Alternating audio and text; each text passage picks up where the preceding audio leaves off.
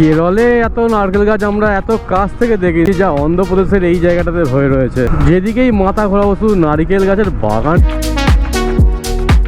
বাবা আমাদের পরীক্ষা নিচ্ছে যে আমরা এত কষ্ট করে পৌঁছতে পারবো কিনা। সমস্ত কষ্টকে পার করে কিন্তু আমরা পৌঁছে যাব কোয়েম্বাটুর আদি যোগীর উদ্দেশ্যে। NH-83 কোথা থেকে শুধু নিয়ে যাচ্ছে দেখো। রাস্তাই নেই ভাই। কোয়েম্বাটুর এখান থেকে মাত্র 35 কিলোমিটার ডিস্টেন্স বাকি রয়েছে, আর আমরা ঠিক ওই মেঘের দিকেই যাচ্ছি। ঈশা যোগা সেন্টার, ডান দিকে হচ্ছে আদি যোগী।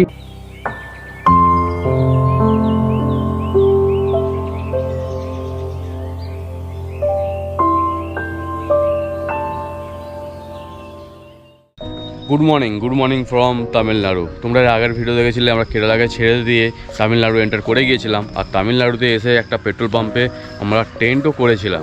তো এই হচ্ছে টেন্টের সেট আপ। এখানে আমরা টেন্ট করেছিলাম, আমাদের পিছনেই রয়েছে পেট্রোল পাম্প আর সামনেই রয়েছে পাহাড়। তো একটা সেরা অ্যাডভেঞ্চার হয়েছে কাল রাত্রির বেলা, আর ঘুমটাও কিন্তু খুব সুন্দর হয়েছে, যেহেতু ঠান্ডা ঠান্ডা ওয়েদার ছিল, কোনো রকম সমস্যা কিন্তু হয়নি। আজকে আমরা যাবো এখান থেকে কোয়েম্বাটুর আদি যোগীর উদ্দেশ্যে। তো ভিডিওটার সাথে জুড়ে থেকো। ভিডিওটা যদি ভালো লাগে লাইক করো, কমেন্ট করো, চ্যানেলটাকে অবশ্যই সাবস্ক্রাইব করে দিও এবং বন্ধু বান্ধব ফ্যামিলি মেম্বারের সাথে বেশি শেয়ার করো।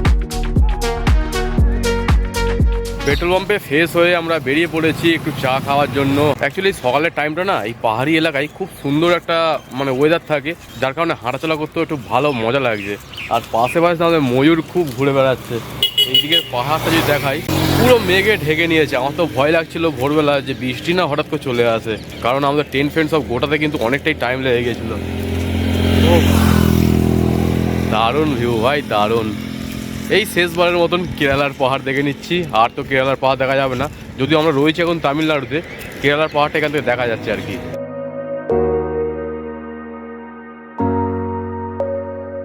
চলে এসেছে চা। কেরালার বর্ডারে বসে কেরালার চা খাওয়ার মজাই আলাদা। একটু টেস্ট করে দেখা যাক কেরালার চা কিরকম হয়। দারুণ দারুণ। টাইম হচ্ছে 8:45। আমরা এই পেট্রোল পাম্প ছেড়ে বেরোচ্ছি আদি যোগীর উদ্দেশ্যে। আর এখানে আমরা তেল ভরিয়ে নিলাম, 700 টাকা তেল গিয়েছে এবং ফুল ট্যাঙ্ক কিন্তু আবারও হয়ে গেছে। তো এখানে আমার 3টে কাটা তেল ছিল, তাও 700 টাকা তেল কীভাবে গেল আমি বুঝতে পারলাম না। আজকের জার্নিটা আমরা হর হর মহাদেব জয় শিব শম্ভু বলে স্টার্ট করছি। এখান থেকে আদি যোগীর ডিস্টেন্স আছে মাত্র 104 কিলোমিটার, যেতে টাইম লেগে যাচ্ছে 2 ঘন্টা 30 মিনিট। তো দেখা যাক কখন গিয়ে আমরা পৌঁছতে পারি আদি যোগীতে। আজকে আদি যোগীতে গিয়ে আমাদের হোটেল নিতে হবে। কাল যখন আমরা এখানে ঢুকেছিলাম তখন তো অতটা ঠান্ডা লাগেনি, তবে যত রাত বেড়েছে ততই কিন্তু ঠান্ডাটাও বেড়ে চলেছে। আমি লাস্টে টপ বক্স থেকে আমার চাদর বের করে গায়ে দিয়ে শুতে হয়েছে, আর বাপিদা কী করেছে রেনকোট পরে শুয়েছে কাল রাত্রিবেলা। বাপিদা সকালবেলা উঠে বলছে আমাকে যে আমি পুরো ঘেমে চান করে গেছি। বলি কেন, কী হয়েছে? বলছে যে না আমার ঠান্ডা লাগছিল তো আমি রেনকোটটা পরে শুয়েছি, আর এত গরম হয়েছে পুরো ঘেমে গেছি ভিতরে। আমাদের রাস্তার মধ্যে কিন্তু একটা সেরা অ্যাডভেঞ্চার হচ্ছে, সিরিয়াসলি বলছি। পেট্রোল পাম্প যেন আমাদের সেকেন্ড হোম হয়ে গেছে। রাত হলেই চলো পেট্রোল পাম্প, রাত হলেই পেট্রোল পাম্প চলে যাচ্ছি, থাকছি, খাচ্ছি, দাচ্ছি, ওখানেই ওয়াশরুম ইউজ করছি, আবার সকাল হলে বেরিয়ে পড়ছি আমাদের গন্তব্যের দিকে। এরম করে কিন্তু আমাদের অনেক টাকাই সেভ হচ্ছে। যদি আমরা হোটেল নিতাম তাহলে বাজেটটা কিন্তু এত কম খরচে আমরা সাউথ ইন্ডিয়াকে কখনোই এক্সপ্লোর করতে পারতাম না। ওরে বাবা, কেরালাকে ছেড়ে আমরা তামিলনাড়ু এন্টার করে গেছি। এখানেও কিন্তু প্রচুর নারকেল গাছ, যেহেতু এখান থেকে কেরালা একদমই কাছে, ওর ওয়েদারে কিন্তু এখানে নারকেল গাছ বেশ হয়েছে। আর সকাল সকালের ওয়েদার নিয়ে কিছু বলার নেই, দারুণ ওয়েদার রয়েছে। সুন্দরভাবে আমরা এনজয় করতে করতে এখন এগিয়ে যাব আমাদের আদি যোগীর উদ্দেশ্যে। কত দিনের স্বপ্ন ছিল একবার আমি আদি যোগী দর্শন করব, সেই জায়গাতে আজকে যেতে চলেছি ফাইনালি। সবই হয়েছে তোমাদের সাপোর্টের জন্য, তোমাদের ভালোবাসার কারণে। তোমরা এতটা ভালোবাসা দিয়েছো তার জন্য অনেক অনেক ধন্যবাদ জানাই। আশা করছি আগামীকালও তোমরা এইভাবেই আমাকে সাপোর্ট করতে থাকবে এবং আমিও এরকম সুন্দর সুন্দর ব্লগ উপহার দিতে থাকবো।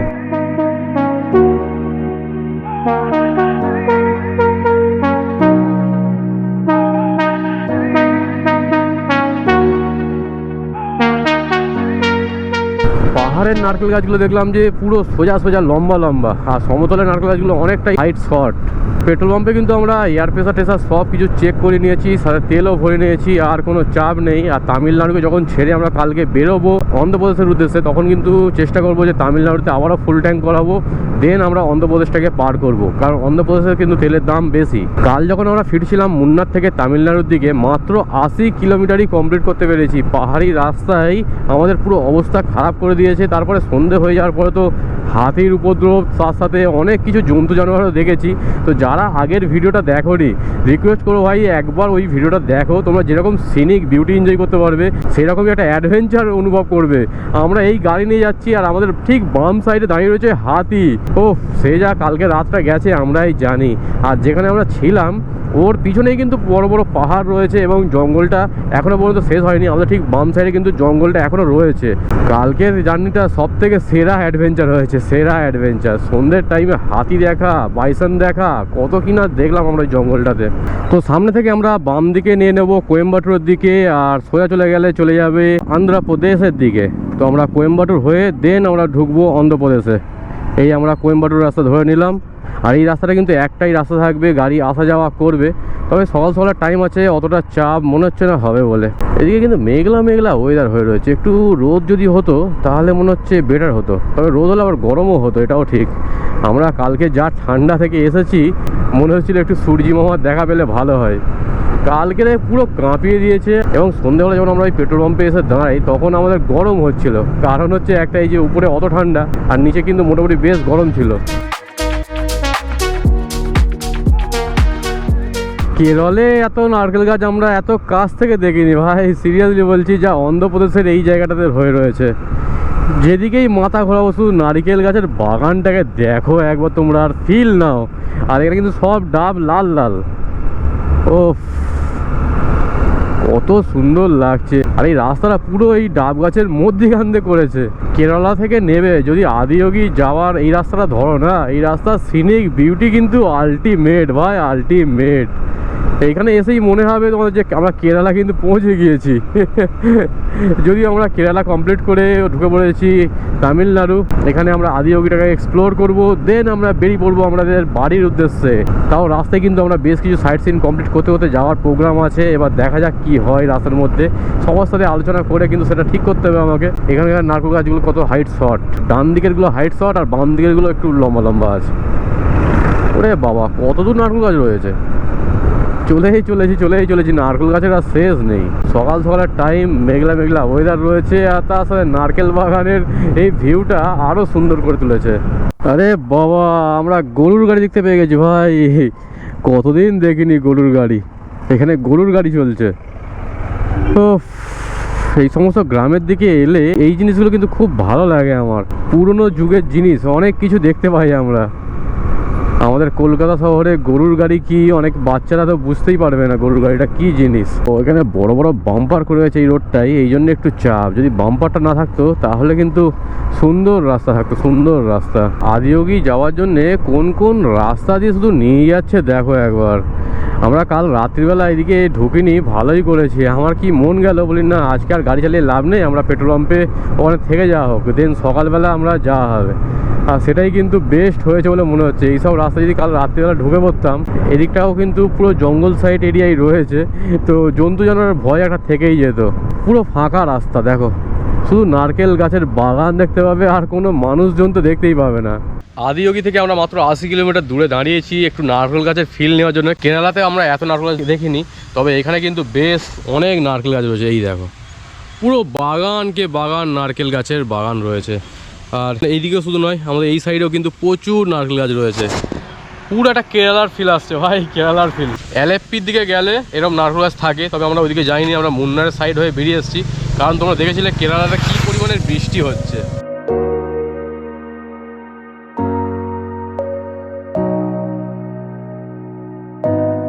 চলো, টাইম হয়েছে 9:27, আর আমরা এই নারকেল বাগানকে ছেড়ে বেরোচ্ছি এবারে। এখানে আবার উইন্ড মিল চলছে দেখো। ও কত উইন্ড মিল, নারকেল গাছের মধ্যিখানে এরকম উইন্ড মিল বসানো রয়েছে। আমি যখন কন্যাকুমারী যাচ্ছিলাম তখনও দেখেছি প্রচুর উইন্ড মিল রয়েছে। আর এই সাইডটাতেও কিন্তু বেশ অনেক উইন্ড মিল রয়েছে, শুধু তো ডান দিকে নয়, আমাদের বাম সাইডেও উইন্ড মিল রয়েছে। এই দেখো, এর ডানাগুলোর একটা সাইজ দেখলে মাথা খারাপ হয়ে যাবে। আমরা হাইওয়ে দিয়ে আসার সময় দেখেছি দুটো কন্টেনার জুড়ে একটা গাড়ি করেছে, তার থেকেও প্রায় ডবল বাইরে বেরিয়ে রয়েছে। ফাইনালি আমরা হাইওয়ে দেখা পেয়ে গেছি। আমরা বাম দিকে যাব পোলাচির দিকে, বাম দিক নিয়ে এই উপর দিয়ে হাইওয়ে চলে যাচ্ছে, এই হাইওয়েটাই ধরে নেব। এতক্ষণ আমরা পুরো গ্রামের সাইড দিয়ে আসছিলাম, আর ভিউ কিন্তু একটা আলাদাই পেয়েছি। NH-83-তে তোমাদের সকলকে স্বাগত জানাই। পোলাচি 14 কিলোমিটার, পালাকাট 61, সালেম হচ্ছে 218 কিলোমিটার। ওফ, কতদিন পর আবার এই NH দেখতে পেলাম, প্রপার NH। এখন এই রোডে শুধু আমরা একটু গাড়িটাকে ভাগিয়ে মজা নেব। উটি 135 কিলোমিটার, চেন্নাই 555, ধারাপুরাম হচ্ছে বাম দিকে 35 কিলোমিটার। তো আমরা কিন্তু এই NH-83-কে এখন কন্টিনিউ করতে থাকবো, একদম স্ট্রেট রাস্তা রয়েছে। তবে NH-83 প্রথম দিকে একটা ডাইভারশন পেয়েছি, বেশ বড় সড়ো ডাইভারশন ছিল। ওই ডাইভারশনটার পর থেকে কিন্তু রাস্তার কন্ডিশন বেশ ভালো হয়ে গেছে আবারও। পুরো হাইওয়ের মধ্যিখান দিয়েও নারকেল গাছ প্রচুর রয়েছে, প্রচুর। এই একটা আলাদা হাইওয়ের ভিউ। এতদিন আমরা হাইওয়ের ধারে দেখতাম নয় জঙ্গল রয়েছে, নয় অন্য কোনো গাছপালা রয়েছে। এখানে তো শুধু নারকেল গাছ ছাড়া আর অন্য কোনো গাছই নেই।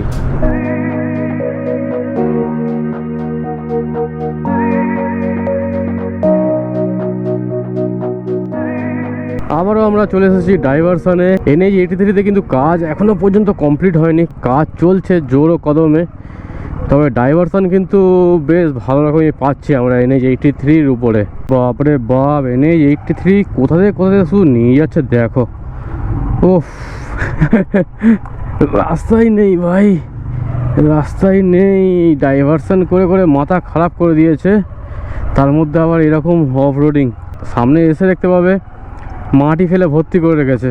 ওরে বাবা, সামনের অবস্থা দেখো। কোয়েম্বাটুর এখান থেকে মাত্র 35 কিলোমিটার ডিস্টেন্স বাকি রয়েছে, আর আমরা ঠিক ওই মেঘের দিকেই যাচ্ছি। আর কিছুক্ষণের মধ্যে বৃষ্টি পাবো 100% ভাই। এইটারই বাকি ছিল। প্রতিদিন বৃষ্টি হয়ে আমাদের পুরো দিনটাই নষ্ট করে দিচ্ছে। পুরো মেঘের মধ্যিখানে আমরা এন্টার করে গিয়েছি, আর আমাদের মাথার উপরে কালো মেঘ দেখো। ও, এখানে কিন্তু হাওয়ার প্রেসারও প্রচুর রয়েছে, পুরো সামনে থেকে হাওয়াটা মারছে। জানি না কতক্ষণ আমরা যেতে পারবো। যদি বৃষ্টি এসে যায় একবার, ব্যাস হয়ে গেল ভাই। আজকেও আমাদের আদিযোগী ঢুকতে বেশ টাইম লেগে যাবে। না, ওইটারই বাকি ছিল। বৃষ্টি শুরু হয়ে গেছে, কি হচ্ছে আমাদের সাথে বোঝা খুব মুশকিল। চলো আগে দাঁড়িয়ে আগে রেনকোট পরি, দেন আবার কন্টিনিউ করবো। আদিযোগী থেকে আমরা মাত্র 37 কিলোমিটার দূরে দাঁড়িয়েছি, আর এখানে বৃষ্টিটা একটু কম আছে, তবে গুড়গুড়ি বৃষ্টি কিন্তু পড়ছে। বাবা আমাদের পরীক্ষা নিচ্ছে যে আমরা এত কষ্ট করে পৌঁছতে পারবো কিনা। সমস্ত কষ্টকে পার করে কিন্তু আমরা পৌঁছে যাব কোয়েম্বাটুর আদিযোগীর উদ্দেশ্যে। আর 37 কিলোমিটার দাঁড়াবো না, এখানে কন্টিনিউ চলে যাবো। এদিকে সবাই কিন্তু দাঁড়িয়ে রয়েছে পুরো ভিজে কাক ভেজা হয়ে। আগে তো প্রচুর বৃষ্টি হয়েছে, এখানেও গুড়গুড়ি পড়া শুরু হয়ে গেছে। রেনকোট আর খুলবো না, আমরা কন্টিনিউ এবারে এগোতে থাকবো। ওয়েলকাম টু কোয়েম্বাটুর আমরা পৌঁছে গিয়েছি। আদিযোগীর যে ঢোকার রাস্তাটা, সেই রাস্তাটা বন্ধ করে রেখেছে, নাহলে আমরা আগে থেকেই ঢুকে যেতে পারতাম। এখানেও তো ব্যারিকেড দেওয়া আছে, বাইক 4 চাকা নট অ্যালাউ তো দেওয়াই রয়েছে এখানে, কিন্তু রাস্তাও দেখাচ্ছে এটাই। সামনে গাড়ি তো যাচ্ছে দু একটা, আমরাও ঢুকে পড়েছি এই রোডেতেই। জানি না আগে গেলে কি হবে। এখান থেকে এখনও 28 কিলোমিটার ডিস্টেন্স কিন্তু বাকি রয়েছে আদিযোগী। যা বৃষ্টিতে আমাদের ভোগান্তি হলো আজকে, আমি ভাবতেও পারিনি। কালকে রাত্রিরে যদি চলে আসতাম এই বৃষ্টির হয়তো পেতাম না, তবে রাত্রিরে আসাটা একটু রিস্কও হয়ে যেত। সব দিকে কিন্তু চাপ। আরে বাবা, সামনে তো কনস্ট্রাকশনের কাজ চলছে, এই জন্যই মনে হয় সামনে গার্ড দেওয়া ছিল। একটা রাস্তা বন্ধ থাকার কারণে কোথা থেকে ঘুরিয়ে নিয়ে যাচ্ছে আমাদের, তার কোনো ঠিক নেই। ওফ, গুগল ম্যাপ যদি একবার ঘোরাতে শুরু করে না, সে রাস্তা কিন্তু কমার জায়গায় বেড়েই যাবে। এখানকার লোকাল একটা লোককে জিজ্ঞাসা করলাম, করে কিন্তু এই রোডটা দিয়ে নিয়ে এসেছি। এই দেখো, এই সোজা আসছিলো, এখানে কনস্ট্রাকশনের কাজ চলছে। আবার আমরা এই বাম দিক নিয়ে নিলাম, এবারে সেমই রাস্তা রয়েছে। কোথা থেকে ঘুরে আবার আমরা একটু ভালো রাস্তা পেয়েছি। আর বাম দিকে দেখতে পাচ্ছ পিরুর লেক। এই হচ্ছে ফেমাস পিরুর লেক, যেটা কোয়েম্বাটুরে অবস্থিত। সেই লেকের একদম ধাতে যাচ্ছি আমরা। আর এই লেকটা কিন্তু বেশ বড়, বিশাল একটা লেক। এই লেকটা আমরা শুরু করেছিলাম কোয়েম্বাটুরের আগে থেকে, আর এখনো পর্যন্ত কিন্তু এই লেকটা চলেই চলেছে আমাদের সাথে। সেই সামনে গিয়ে শেষ হচ্ছে। সাউথের দিকের মন্দিরগুলোকে একটু দেখো, কত সুন্দর সুন্দরভাবে ডিজাইন করা এবং কতটা কালারফুল। এইদিকের মেয়েরা সবাই কিন্তু মাথায় একটা ফুল ইউজ করে, ফুলের মালা, গোড়ে মালা টাইপের রয়েছে, এখানেও রয়েছে এখানেও রয়েছে। আদিয়োগী যাওয়ার রাস্তা এতটা খারাপ কেন কে জানে। প্রচুর ডাইভারশন পাচ্ছি, অলি গলি রাস্তা থাকছে। ইসা যোগা 16 কিলোমিটার। ও রাস্তা একটু ভালো পেয়েছি, এর আগে পর্যন্ত রাস্তা বেশ খারাপ ভাই, বেশ খারাপ। আর এই রাস্তাটা ভালো হলে কী হবে, বাম্পার কিন্তু প্রচুর রয়েছে, গাড়ি স্পিডে তোলাই যাচ্ছে না।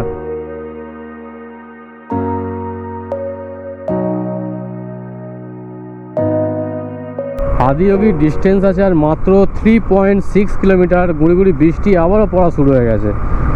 বৃষ্টির সাথে আমাদের কী যে শত্রুতা রয়েছে কে জানে, একটু ভালোভাবে ঘুরতেই দিচ্ছে না আমাদেরকে। সেই কেরল থেকে বৃষ্টি শুরু হয়েছে, এখনও পর্যন্ত বৃষ্টি আমাদের পিছন ছাড়ছে না। আমাদের দিকে তো পুরো ঠান্ডা পড়ে গেছে আর এখানে বৃষ্টি হয়ে চলেছে। ইসা যোগা সেন্টার, ডান দিকে হচ্ছে আদিয়োগী।